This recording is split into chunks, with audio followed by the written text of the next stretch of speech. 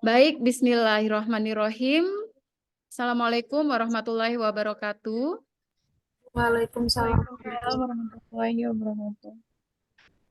Oke, selamat siang, salam sejahtera untuk kita semua. Baik teman-teman, dalam kesempatan ini saya akan menyampaikan materi perkuliahan modul pertama yaitu dasar-dasar manajemen operasional. Oke, kita langsung saja. Mata kuliah dasar-dasar manajemen operasional ini nantinya akan mempelajari tentang definisi, sejarah, perkembangan terbaru, permasalahan atau isu-isu penting dalam manajemen operasional baik di Indonesia maupun di kancah internasional. Ya, jadi pada dasar-dasar ini teman-teman kita belajar tentang definisi, sejarah, perkembangan terbaru dan isu-isu penting. Nah, di modul pertama ini kita nanti masuk kepada materi tentang definisi dan sejarah tentang manajemen operasional. Oke, capaian pembelajaran pada mata kuliah ini. Jadi setelah mengikuti perkuliahan dasar-dasar manajemen operasional selama 14 kali pertemuan, teman-teman, teman-teman mahasiswa diharapkan mampu menjelaskan definisi, ruang lingkup, serta perkembangan manajemen operasional.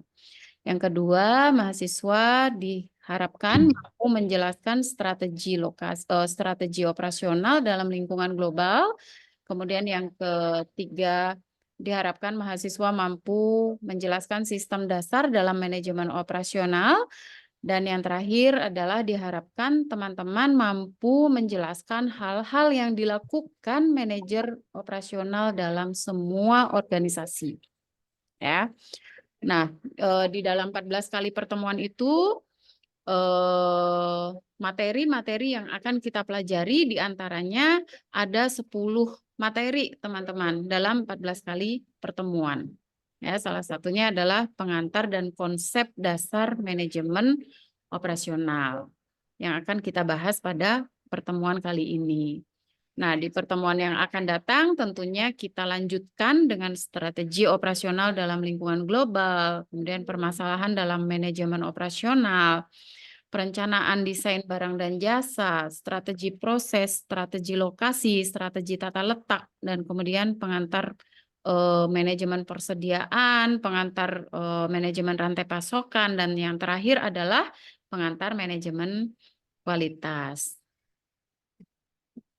Oke. Sistem pembelajaran pada mata kuliah ini kita lakukan secara dua platform ya teman-teman ya. Dua cara begitu. Yang pertama adalah tatap muka di dalam kelas dan yang kedua adalah melalui platform learning management system yang dimana pada kesempatan ini khususnya di UMKT kita mempunyai platform yang namanya open learning. Nah, jadi kedepannya kita selain tatap muka di kelas, kita menggunakan platform open learning sebagai bahan diskusi kita, sebagai bahan upload materi kita, sebagai bahan tugas-tugas kita. Metode pembelajaran pada mata kuliah ini sendiri itu terdiri dari pembelajaran korporatif, ekspositori, inquiry, diskusi, dan latihan. Media pembelajarannya ada perangkat lunak, kemudian ada perangkat keras. Dan kriteria bentuk penilaiannya ada tugas dan latihan. Nah, yang terakhir di sini ada evaluasi pembelajaran, teman-teman. Di dalam 14 kali pertemuan, saya akan memberikan skor-skor pada 4 komponen berikut. Ya. Yang pertama adalah 5% kehadiran, 30% tugas terstruktur, kemudian 30% UTS atau ujian tengah semester, dan 35% UAS. Oke, sampai sini ada yang ingin bertanya? Silakan. Saya, Bu. Ya, oke. Silakan. Yang tadi kan ada 5% kehadiran, untuk batas kehadirannya itu, untuk batas ketidakhadiran itu berapa, Bu? Oh, oke. Untuk ketidakhadiran, karena standar dari universitas menetapkan standar ketidakhadiran itu minimal adalah 3 kali. Nah, jadi dalam 14 kali pertemuan, Anda diwajibkan maksimal 3 kali tidak, bukan diwajibkan ya, standarnya adalah maksimal 3 kali tidak mengikuti perkuliahan. Jadi kalau lebih dari 3 kali, Anda tidak Anda tidak diberikan kesempatan untuk UAS ataupun mendapatkan nilai akhir dengan arti berarti teman-teman tidak bisa lulus dalam mata kuliah ini. Oke, sudah jelas ya untuk kehadiran, kemudian skor penilaian. Oke, jika sudah jelas, kita langsung ke dalam materinya. Materi pertama yaitu pengantar dan konsep dasar manajemen operasional. Nah, di sini kita akan belajar ruang lingkup, definisi, serta sejarah manajemen operasional. Jadi manajemen operasi itu merupakan salah satu ilmu inti dalam bidang manajemen. Di samping manajemen keuangan, manajemen pemasaran, dan manajemen sumber daya manusia. Baik, kita lihat teman-teman di sini. Di sini ada 3 fungsi utama manajemen dalam sebuah organisasi. Ya, di antaranya di sini ada fungsi keuangan, di mana fungsi keuangan itu tanggung jawabnya adalah mereka mengetahui mereka bertanggung jawab pada ketersediaan dan ketersaluran uang di dalam sebuah organisasi. Ya, artinya mereka bertanggung jawab untuk mencari uang datangnya dari mana dan kemudian menyalurkannya itu dibuat seperti apa sehingga uang tersebut bisa berputar dan bisa menghasilkan profit yang diinginkan oleh organisasi yang sedang kita jalankan. Nah, yang kedua adalah fungsi pemasaran, teman-teman. Fungsi pemasaran ini tanggung jawabnya adalah menilai keinginan dan kebutuhan konsumen, ya, penjualan serta promosi produk yang dihasilkan. Nah, di sini teman-teman pernah nggak terlintas di pikiran teman-teman apa yang teman-teman pikirkan ketika teman-teman ditanya masalah apa sih fungsi dari pemasaran gitu? Pernah terlintas nggak? Nur Azizah mungkin apa kira-kira yang terlintas dalam pikiran kalau ditanya masalah apa sih fungsi pemasaran gitu? Atau sekilas pemikiran tentang pemasaran tuh apa gitu? Kira-kira apa, Aziza?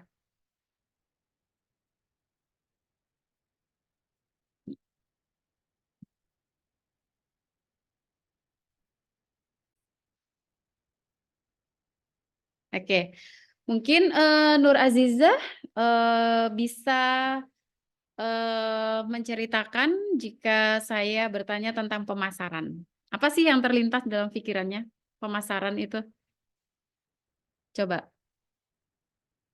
Menurut saya pemasaran itu lebih kepada memasarkan barang-barang yang ingin kita pasarkan, misalnya ke Betul. Ya. Betul, ya. Terima kasih, Aziza.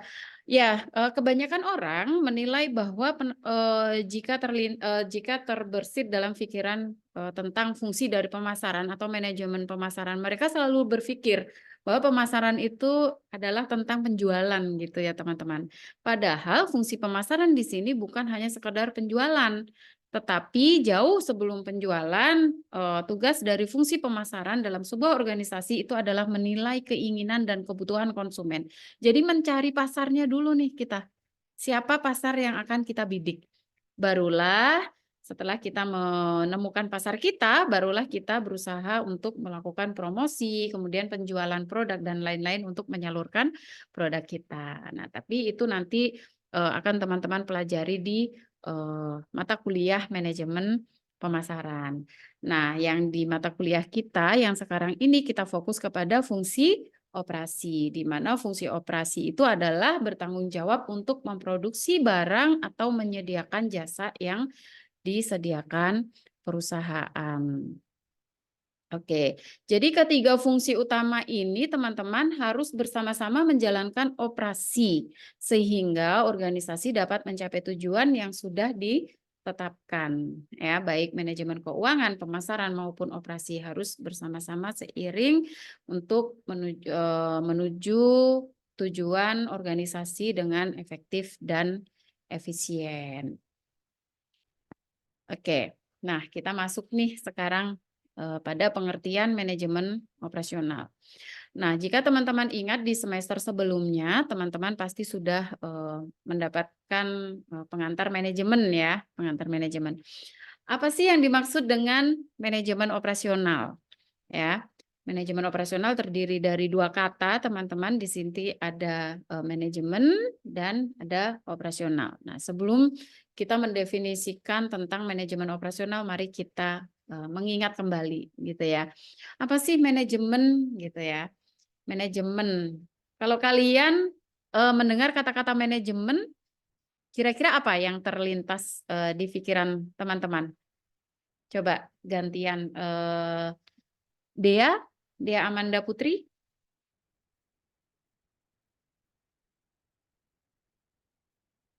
atau Dela? Dela apa? Dela Kalau menurut saya untuk kata manajemen itu mengatur, Bu. mengatur. Ya, Oke, lebih tepatnya itu adalah mengelola gitu ya, mengatur, mengelola, mengkoordinasikan gitu ya. Tapi apa yang diatur gitu ya. Nah, dalam sebuah organisasi, semua organisasi baik itu profit oriented maupun non profit oriented itu tentunya ada yang namanya sumber daya. Ya, bagaimana mungkin organisasi tersebut jika tidak mempunyai sumber daya? Hampir di semua organisasi, teman-teman, itu mempunyai sumber daya. Nah, pada umumnya sumber daya itu diklasifikasikan menjadi 6 sumber daya. Di sini ada man atau sumber daya manusia, ada money, sumber daya uang atau modal tadi, kemudian mesin atau peralatan, kemudian material atau bahan baku, kemudian market dan metode. Metode itu adalah cara untuk mengelola si input menjadi output. Nah, sudah dapat nih apa yang diatur gitu. Ternyata 6 sumber daya tadi yang diatur. Sekarang bagaimana cara mengaturnya gitu ya? Cara mengaturnya adalah dengan diawali dengan perencanaan, kemudian dilanjutkan dengan pengorganisasian, kemudian pelaksanaan, pengawasan, dan peningkatan. Nah, tujuannya adalah untuk menambah nilai sumber daya tersebut dari input menjadi output. Nah, ini sinkron ya sama yang di sini. Nah, tugas manajemen sumber daya fungsi operasi itu adalah bertanggung jawab untuk memproduksi barang atau menyediakan jasa yang disediakan oleh perusahaan. Nah, jadi itu adalah manajemen operasional. Kita lihat kembali proses transformasi ya, pengubah input menjadi output. Nah, di sini inputnya ada ke-6 sumber daya tadi, ya macam-macam di sini teman-teman, tergantung organisasinya. Apakah organisasi tersebut berupa manufaktur atau organisasi jasa atau berupa pabrik begitu ya. Kalau di sini misalnya inputnya ada tanah, tenaga kerja, modal, informasi dan lain-lain. Kemudian proses transformasi yaitu proses manajemen operasional ya dengan cara merencanakan, mengorganisasikan, kemudian mengawasi atau evaluasi, kemudian melakukan peningkatan yang tujuannya adalah menjadikan input ini menjadi output berupa barang dan jasa. Nah, jadi tugas kita sebagai manajer operasional itu adalah di sistem operasi di tengah ini proses transformasi penambahan nilai dari input menjadi output. Jadi penambahan nilai itu maksudnya misalnya teman-teman ada pada perusahaan manufaktur yang memproduksi gaun pesta gitu ya teman-teman. Nah, apa yang disebut dengan penambahan nilai gitu ya. Namanya kita produksi itu adalah menambah nilai.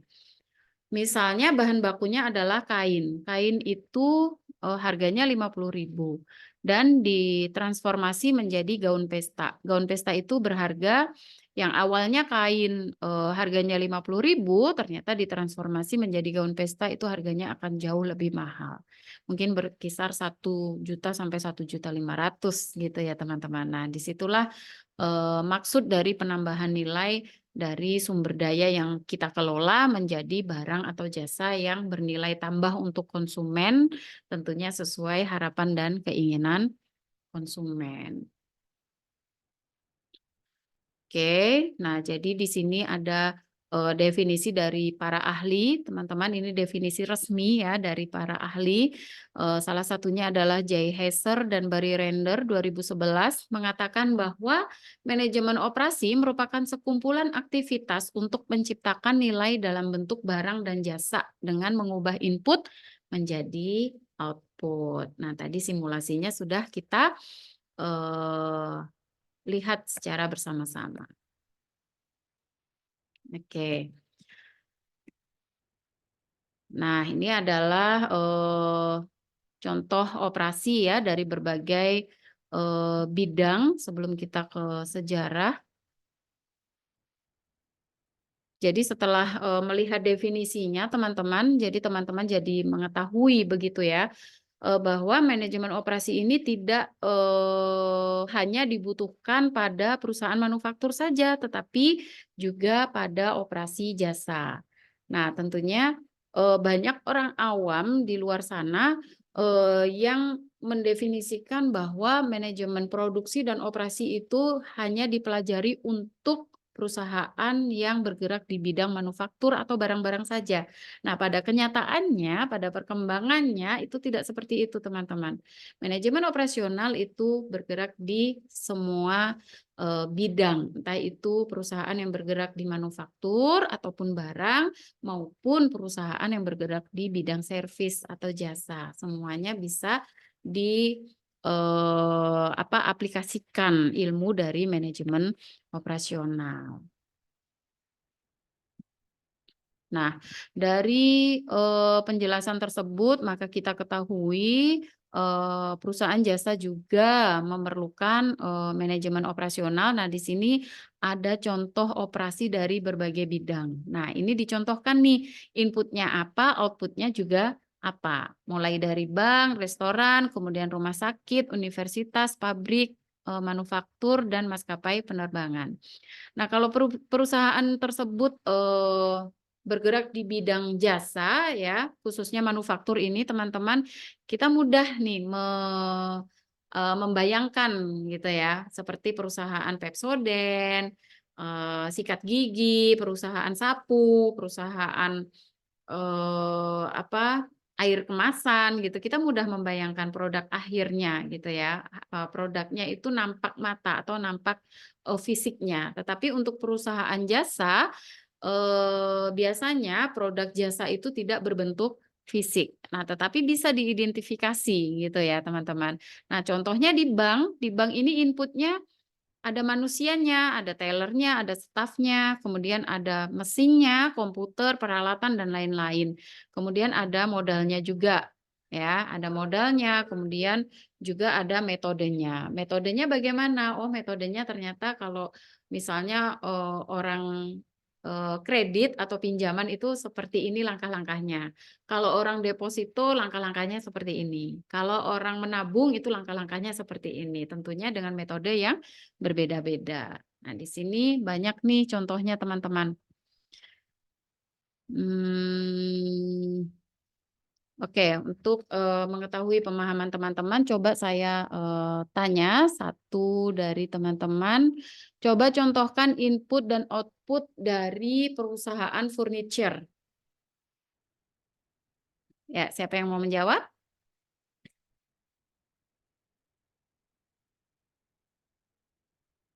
Ayo, Azizah lagi? Azizah atau Anur Salsabila? Oke, Nur Inputnya Azizah. mesin nggak, Bu, untuk yang tadi furniture? Furniture ya, mesin ada ya, mesinnya ada ya untuk mengelola. Ada mesin pembuat furniturnya. Kemudian apa lagi?